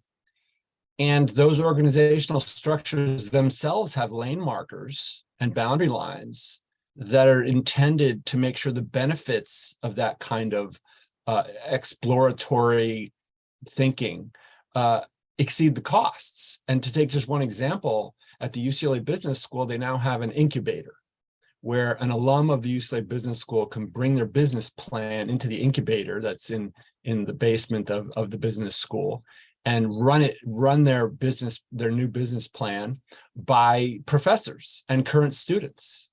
And there's lane markers for that process. It's restricted to UCLA Business School alumni. There's lane markers for who's going to be in the room, who's not, to make sure that they're not wasting their time. And I'll close with this point. Once thinking outside the box is offered as an option, it can go in whatever that number was that Jon put on the table, 10 zillion, kabillion, gabillion, gajillion ways. That's where thinking outside the box can go when people are tapping into their muse. And the question is, what subset of all of that very large set actually produces mutual gains from exchange that improve the bottom line of the private sector company, if that's the setting, to produce a benefit greater than the cost of even having the dialogue in the first place. And the larger the overall set is of directions that it can go in, the stricter the boundary lines have to be organizationally and the lane markers to make sure the actual process produces benefits greater than cost. So it's not just like thinking outside the box and cross-fertilizing is like guaranteed to produce benefits greater than cost. No, it can produce a lot of other paths that are cost greater than benefits, and there's rules to the game. And if you look at it in different fields, biotech, academia, they organize it in various ways. So I'll stop there. Yeah, no, I think just to comment on that is that the organizational structure at that point, like where you're saying is that, yes, it has to yield some kind of result, right? You're saying that my interaction with the engineers, if I'm a business person, and these organizational structures are in place for a reason, have to yield some kind of benefit, right? And I think that at the very least, where you understand the business that you actually support, and this is what something that Bucky talks about, it's this idea of super specialization where people are almost on an assembly line type of what type of work, where they're only doing one thing and they don't necessarily know what they're supporting. And I would argue that that kind of knowledge is absolutely necessary in order to do your job properly, because otherwise you're just entering numbers in. And I think that that's where I start to see, yes, it may not even necessarily yield a financial gain, but it will actually, I would argue that they would probably do their job a little bit better. But even then, if the engineers in this one particular organization understood the business problem a little bit more, then they would actually work to come up with solutions for the business group, because they know that they can't get what they need on their end because the overhead costs are so high. So in that particular instance, you have groups working together that are from different backgrounds with different skill sets that are solving a common problem. And I think in that type of, but if your organization doesn't permit those two groups to talk, then you're highly siloed, and then it's really not. But I would argue that there's a benefit for people to have multiple disciplines in a room anyway. I mean, that's my personal opinion. Even if you're talking about these Scrum teams and the way they set them up now, they do set them up from various disciplines, these development teams. So I think they do that for good reason as well. And even the UCLA example of where there are financial people or professors as well, and the markers that you were talking about in those particular instances, those are very small groups, and they're one way or the other, they're interacting with one another very closely in that particular instance. So I don't know if that would be necessarily analogous. Okay, with that, I have Pohl followed by Kirby. Yeah, wow, this is so great. And the comments I'm about to make, please take them in spirit that I'm struggling with trying to get these ideas across, and with the software, with everything. So I'm with you on and Kirby's posts in the chat about posters and 2D and 3D and really helped me think about this, combined with what you guys just said, meaning how do we get the ideas across using various teaching techniques? And my point that I want to make is what this night has reminded me and shown me that people all the time, Kirby reminds us, see 2D things that their brain turns into 3D by the Renaissance perspective of artists, by photography, by 3D graphics, by posters. They do it all day. They're totally used to it. People see things that are calling themselves straight 2D all day long. But what they never do, that you guys challenge them to do, is take a physical object that you're calling 2D and make it into a physical object you're calling 3D. You're doing a paradigm leap of teaching that's not done anywhere else, except when I took crystallography in the worst course, the hardest course of my life. So Right. That's why it's hard to, and I propose that that is too big a place in the current teaching paradigm, because you can get a whole lot about ephemeralization, interdependence, synchronicity across, without forcing the person into this paradigm of, here's a physical 2D object, and now I'm going to make it a physical 3D object.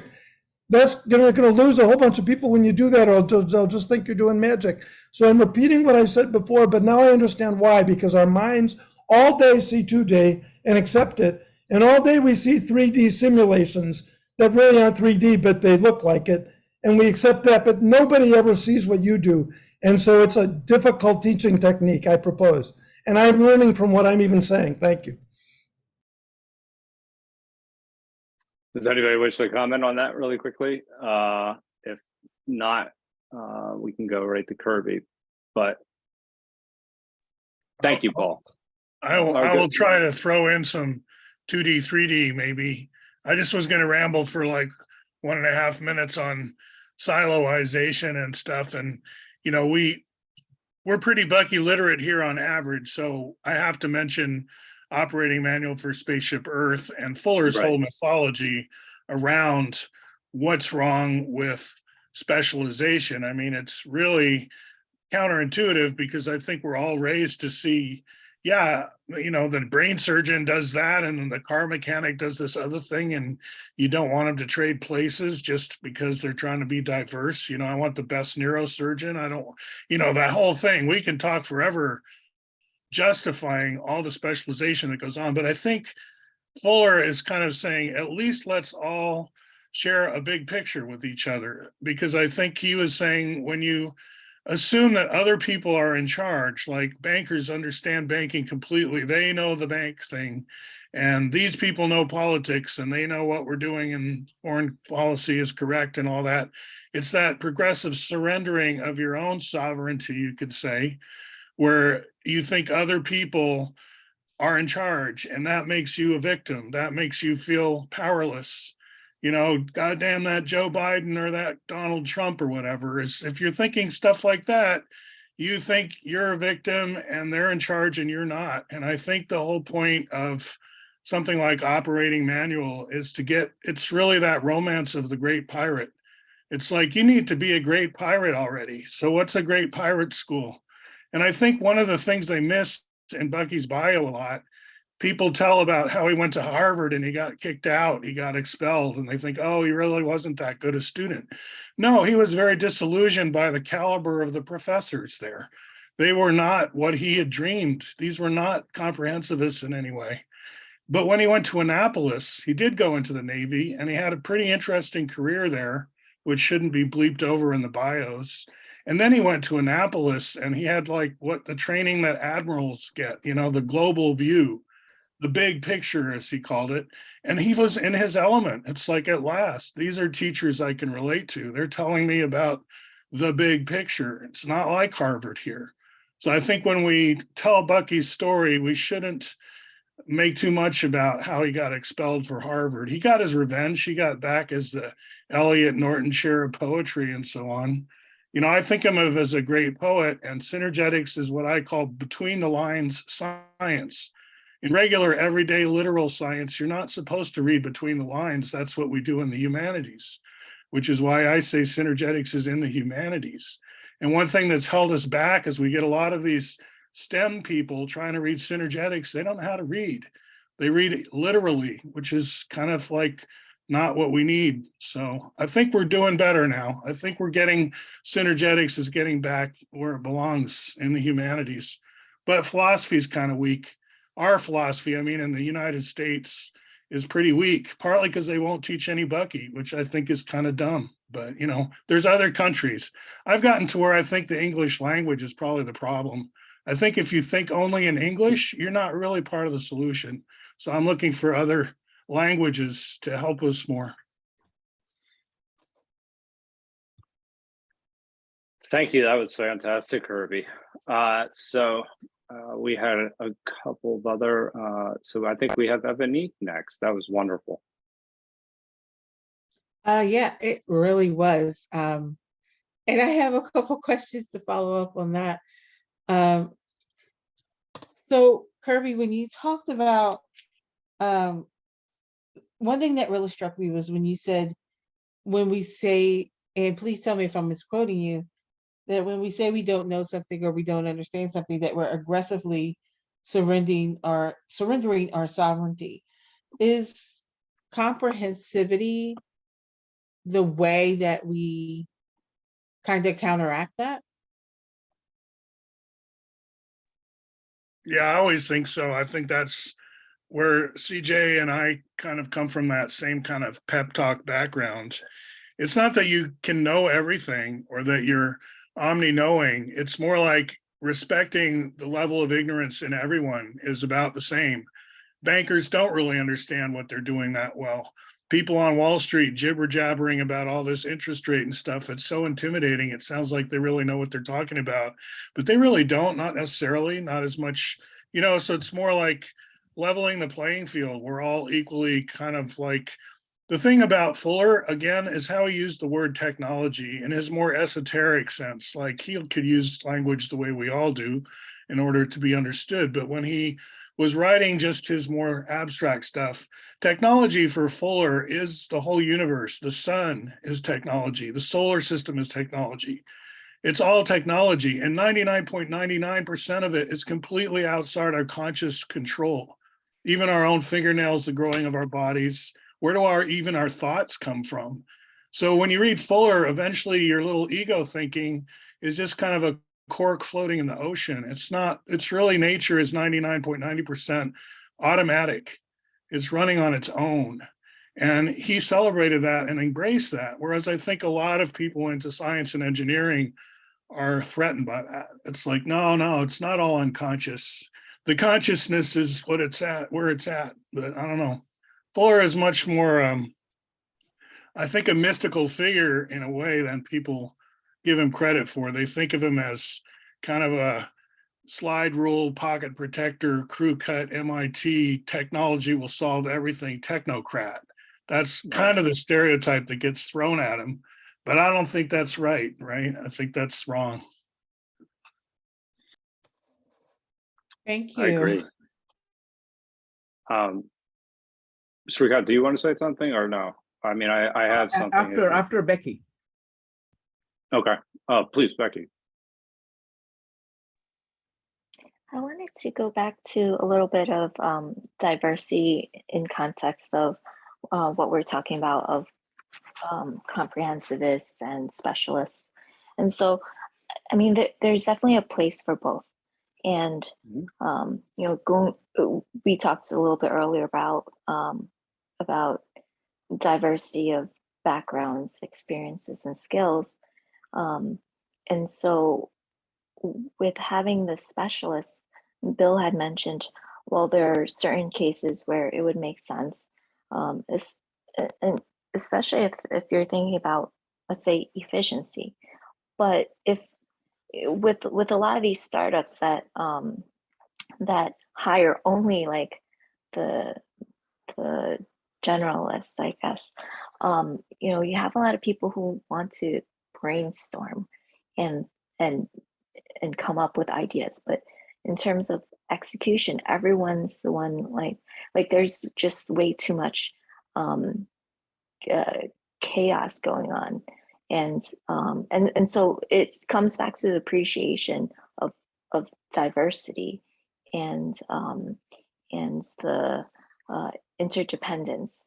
And so we tout the comprehensivists, but like we also have have to acknowledge that the specialists are useful too.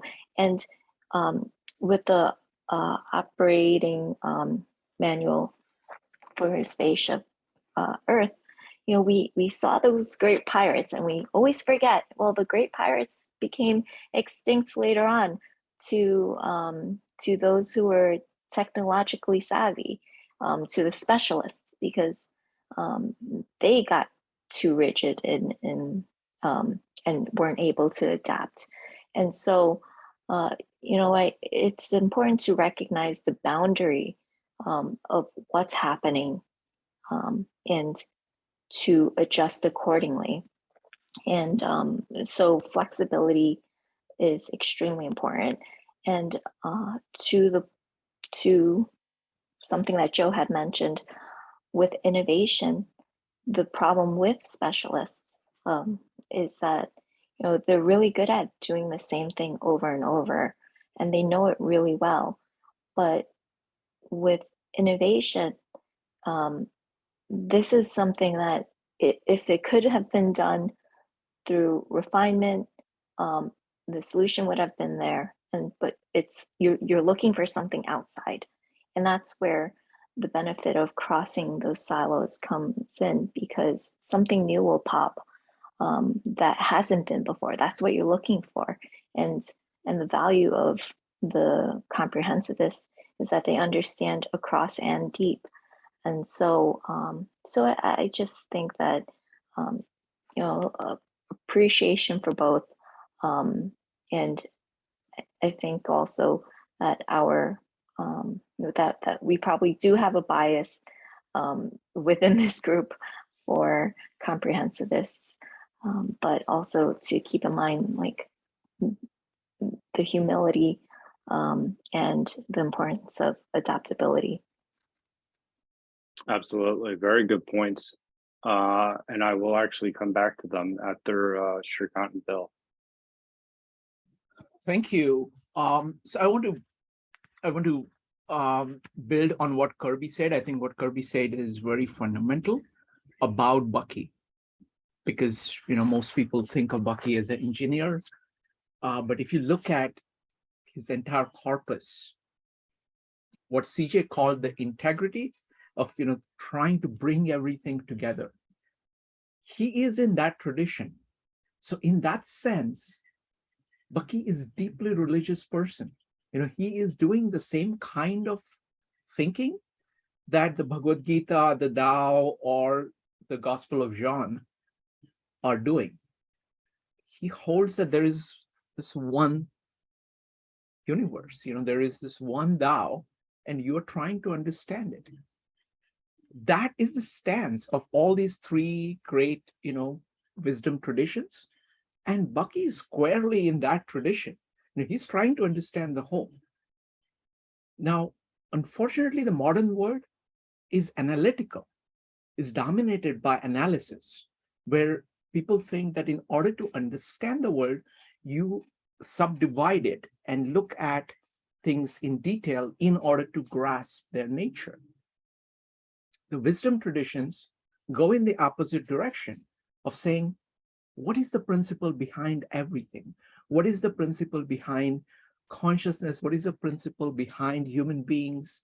What is the principle behind the interaction between human beings and nature? And it focuses on these core principles that explain everything.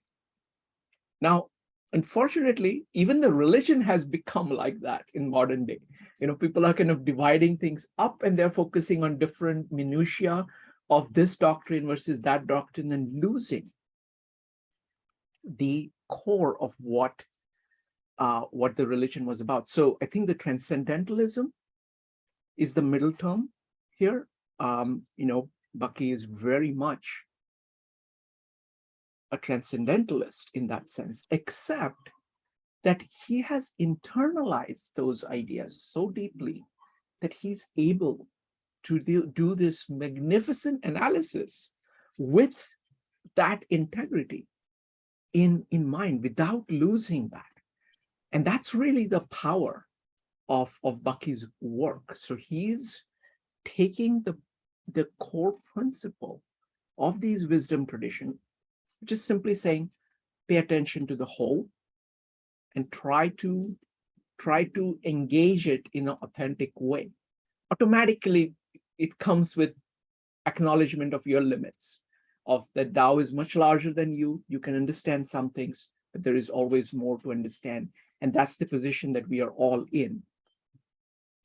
Yet, he also has the full grasp of the word and what modern science can do it. By the way, like when you look at scientists, great scientists who kind of founded science like Newton or Darwin or Lavoisier, you see the same kind of attitude in them. It is the kind of people who are trying to just apply ideas without fully rising to the level of being able to integrate them. They're saying, ideas are here, goods are here, let me just apply them. And in that process, they lose this drive towards the core. So I really appreciate Kirby's comments. Thanks. Thank you, Shrikant. Bill, you still have your hand up or not? Yep. Well, oh, yeah, I It switched. was, yeah, you lowered it. You switched, I don't know, screens, phones, whatever. Yeah, I switched from cell phone to computer, but yeah, I'd like to comment. Go ahead. Yeah, I'd like to connect a few points that I've heard in the last 10 or 15 minutes. I'll start with a problem framing that I heard on a meetup group called DevOps, DEVOPS, which is software programmers. Sure. Mainly attend that group.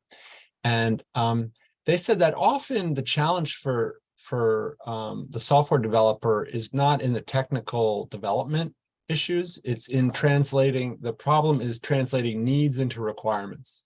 So someone who's not a programmer comes to them with a need that the company has, and it has to be translated into the software developer's list of requirements that he needs his new software to meet. And that translation process is challenging, they said in this DevOps meetup, which was populated by a bunch of DevOps programmers. And that seems to me to track the difference between needs and requirements, to track between, it's the same as this comprehensivist versus specialist distinction. Like the comprehensivist is seeing the big picture and saying, we need our big picture to meet the following need. And then the specialist down in the software development department or the finance department says, okay, translate that into my requirements that are going to meet my systems for analyzing things. And here's why I couch it that way, as a needs and requirements issue and the translation back and forth. Because when we talk about comprehensivists as seeing the big picture, that's one way to see it, where the specialist sees the narrow, small picture and the comprehensivist sees the big picture. But actually, sometimes it happens the other way around, where the specialist is seeing his big picture using his specialized toolkit for seeing the big picture.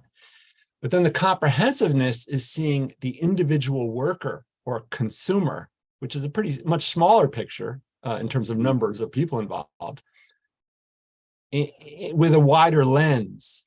So a very concrete example, a CFO probably wasn't the guy who was sitting at his desk one day and said to himself, if people wear casual clothes every other Friday, maybe productivity will go up.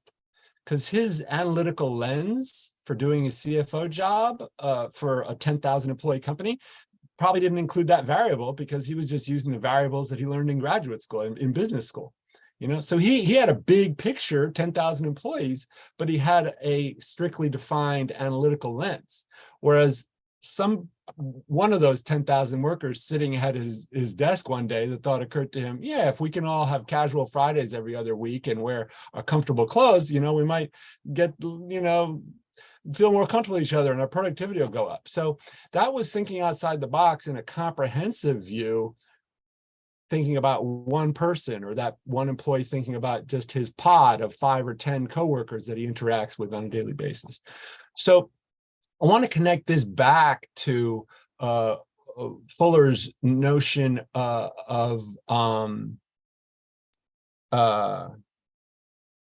like the big picture of human beings in this world where technology takes many forms, etc. And the idea that over time,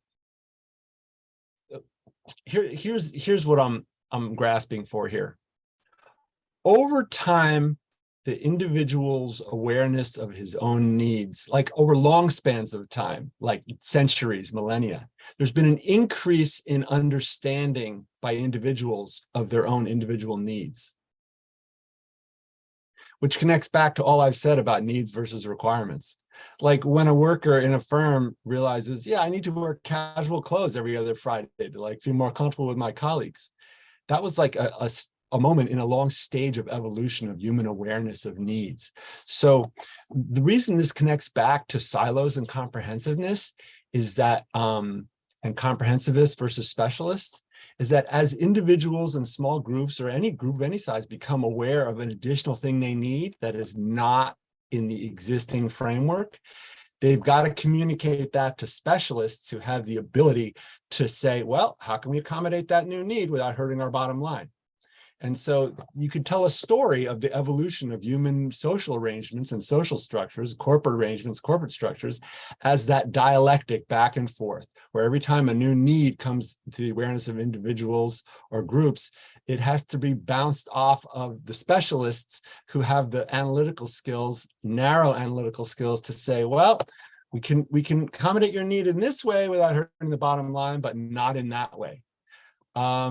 And so this back and forth sometimes is between narrow specialists with a narrow point of view and comprehensive generalists with a big point of view. And sometimes it works the opposite way, where the specialists have the big picture in their mind, and someone who's thinking outside the box is thinking outside the box at the level of a single individual and the next set of needs that aren't accounted for in the existing arrangements. Okay, I'll stop there. Excellent points. No, very, very good points. And this has been a great discussion, on a number of levels. The one thing I want to make a point about, and I think that it's just worth noting. When we're talking about the graph, or we're talking about organizationally or start doing a startup, we're talking about comprehensivity or a generalist in a very narrow context. We're talking about it within the context of that endeavor. And what I'm saying, how that differs from, say, what Bucky is teaching us is that he's saying comprehensivity goes beyond the individual endeavor that you're actually engaged in. It's humanity. So it's connecting the dots across multiple disciplines. And so it's a much bigger, grander vision of what Bucky is talking about when he's talking about comprehensivity. And I just and there still are examples of one of, and I don't know if this is the right example, but I believe it's Claude Shannon, and Kirby might know better than I, that had come up with a new way of coding, essentially, in the course of taking a philosophy class. So he had an engineering background, and he had a philosophy background, and he had all these different backgrounds. But the key is that it wasn't necessarily about a particular problem or an organization. It was just about learning and connecting the dots and thinking synergetically. And I think that's what Bucky's getting at. Now, I think the discussion that we've been having is very helpful, because I think it's an example of how people become pigeonholed, or and there are needs for people with certain skill sets in specific situations. But I just want to make that distinction between how Bucky was looking at comprehensivity in the terms of humanity, and how maybe we are looking at it, if you're looking at it in terms of a endeavor, a specific business. In which case, I would always argue that if you're in a business, whether you're a CFO, a CEO, or CIO, whatever it may be, you ought to know that business. Like, you ought to know what everybody else does. Like, and I still consider that specialist. Like, in other words, your business is your specialty. But you should know what the bottom line is if you're the CIO, and the CFO ought to know what the systems cost. So I think in that particular instance that we're talking about organizationally, I think that the organization is specialized in nature. It has a task, and I think that distinction, for me, that's how. Maybe we need to do another meetup on comprehensivity. I think we what it means to be a comprehensivist. I think that that's something we need to follow up on. But I'm going to yield to Yoshimi and Jon. Just a quick comment on the distinction between specialist and comprehensivist. We do this ourselves all the time. Is our thinking egocentric? In other words, what are my needs? Or is it ecocentric, which is what are the system's needs? And we're doing this, we're always juggling those two things at all times. Absolutely. Absolutely. Are there any other comments or questions? I could do this all night. I could listen to, Jon, Yoshimi, Kirby, and Bill. You brought up amazing point. I could listen to you guys all night. So I appreciate everybody's contributions here this evening. Does anybody else want to make any closing comments? I appreciate everybody sharing. I was hoping somebody would bring up trim tab, because I think that has really wide ranging implications as far as change is concerned. But anyway, we'll cover that at a different date. So if not, the next Bucky meetup is going to be one that's very special, I think. And it is going to be with our good friend Rupali Sharma. And she is going to be talking about essentially the Montessori education and how it relates to Bucky's principles. And so we've talked, we've on a number of occasions, and even here this evening, we've talked about the importance of education and how Bucky's ideas and ways of learning can be incorporated into mainstream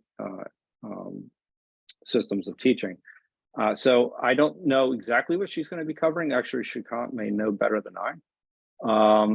But I would say that that's probably going to be one of our most popular meetups, because one time or another, everyone's mentioned the idea of education and the importance of it, and the importance of reimagining it in certain ways.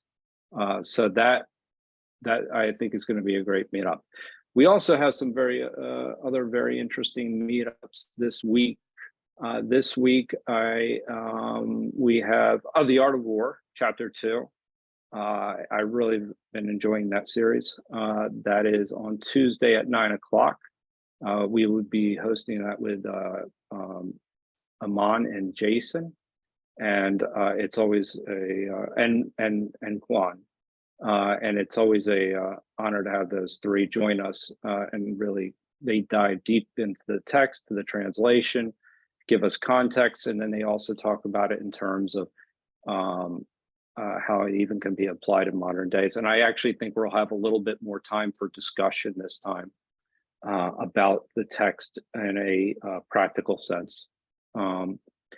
And then on Wednesday, we have Comprehensivist Wednesdays, and I am not certain as to who is presenting this Wednesday. So stay tuned for that. And on Thursday, we'll be covering Gospel of John. And on Saturday, there is the Asian Philosophies Meetup, again, with Jason. I encourage everybody to attend. And that is on, what will they be covering that week? No, it's not posted. So anyway, so thank you everyone for this evening. I've really, really enjoyed everybody's participation. I mean, I can't thank you enough for all your work and showing up. You know, Bill, I really appreciated your comments. They were really added a lot to the discussion. I mean, and do come back for the regular Bucky meetups. I want to say a special thank you for joining us, Jeannie, and who I personally would not know Bucky quite as well, and she was CJ's significant other, and that and CJ's the reason we're here. So with that, I will close the meetup and thank everyone and bid everyone good night. Thank you, Joe, for hosting. No problem.